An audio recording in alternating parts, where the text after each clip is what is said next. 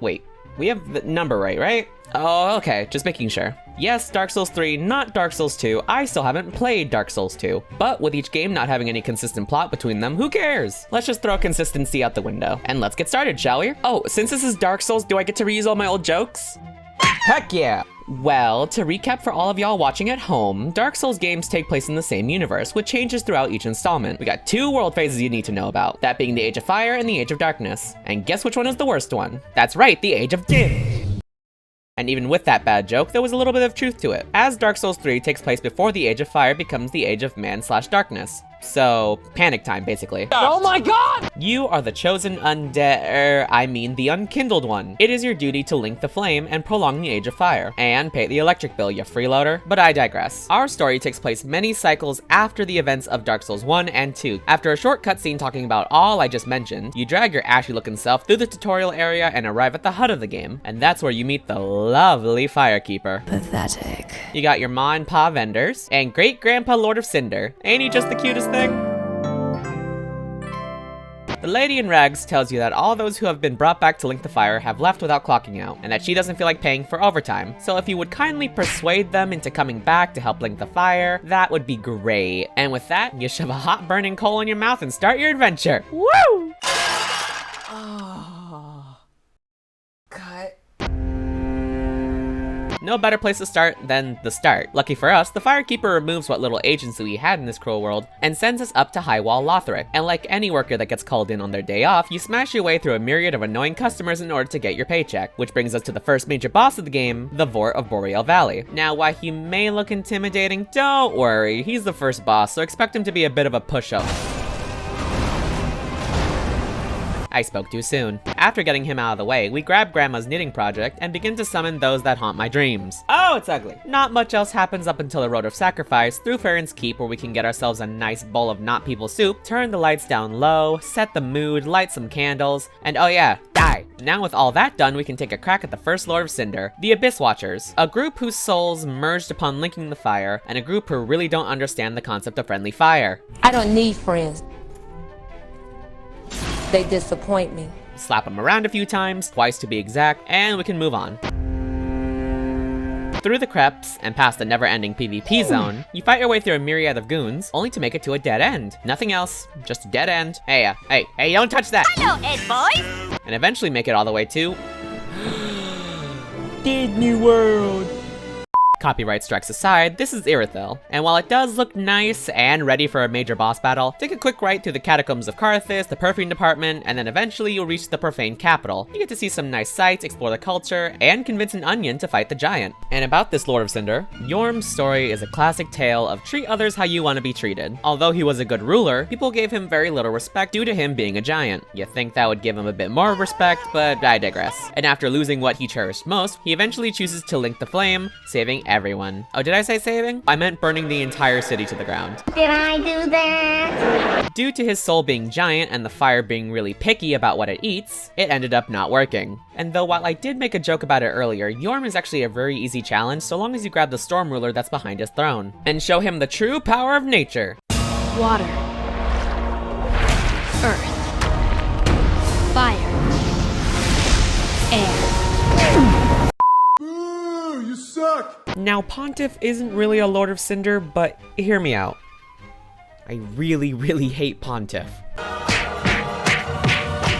Dragging ourselves back to Irithyll, we now have to deal with Pontiff Sulyvahn, and I'm gonna be biased here. Pontiff is really one of the few bosses you don't really have to feel sorry for. Unlike Yorm or the Abyss Watchers, who had some redeeming qualities, Pontiff doesn't have the best track record. He has a constant yearn for despair, by which through a myriad of events led him to conquering Irithyll and creating rings that turn their users into these reaches from hell. So don't feel bad about taking an axe to the man. He's had it coming for a long time. Now perish! Ah, damn it. Oh. Don't eat people. Disgusting! Stop it. I don't understand. It's crazy. I mean, if somebody called... Yeah, Aldrich. He was just your average day cleric who, during his sleep, began having strange dreams about the end of the world and the possible creation of a new one. So like any sane person hearing Cthulhu in their ear, creates a whole new meaning to calling someone a snack. After too many barbecue ribs, he turns into this slug goo man you see before you. During his time, he was forced by those below him to link the fire, and after his return, took refuge in a nearby kingdom. Hey, doesn't this place look familiar? On your way through Anor Londo, you're gonna come across one of the more interesting fights in the game, Smog and Orange. Oh yeah, and also on the menu today apparently was Gwendolyn from Dark Souls 1. Oh, again. Okay. Listen, these are good boys who did absolutely nothing wrong. Lorien and Lothric, princes to King Oreos, whose entire bloodline was obsessed with wanting an heir that would be strong enough to become a Lord of Cinder. Before we get to all that, there is going to be one boss you do have to get through first. After Grandma forgot her life alert, she leaves you her favorite punch bowl just as her granddaughter was visiting. Hello, Sarah. Hi, Tiffany. Those shoes look familiar. Back to the princes. After both were deemed bad candidates, this is where a giant hole gets punched in my narrative because we don't actually get to learn what punishment is for their actions.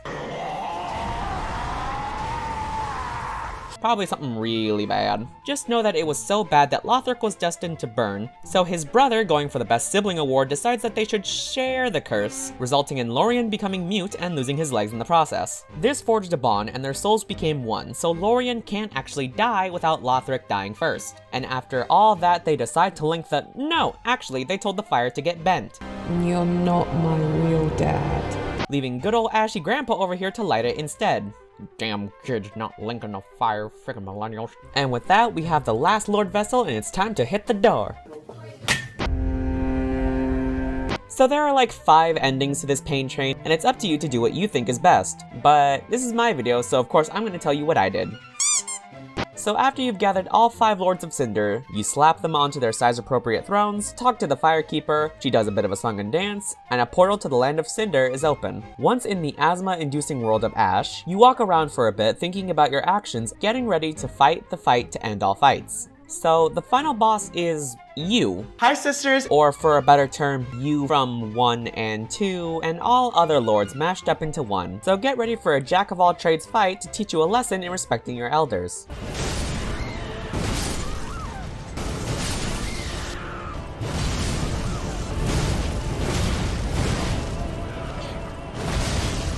Okay, you know what?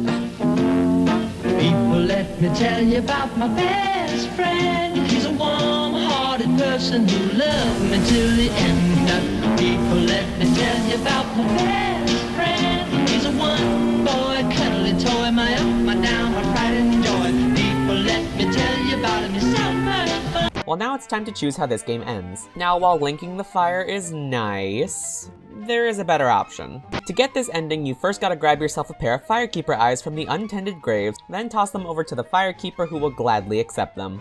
Ashen One? Are these fucking eyes? What the Ashen One? This allows you to summon the Firekeeper after beating the Lord of Cinder, and with her, you can finally turn the lights off and begin the Age of Humanity. No, I didn't mean to actually turn them off, guys. Guys? No, we can keep them on. Guys?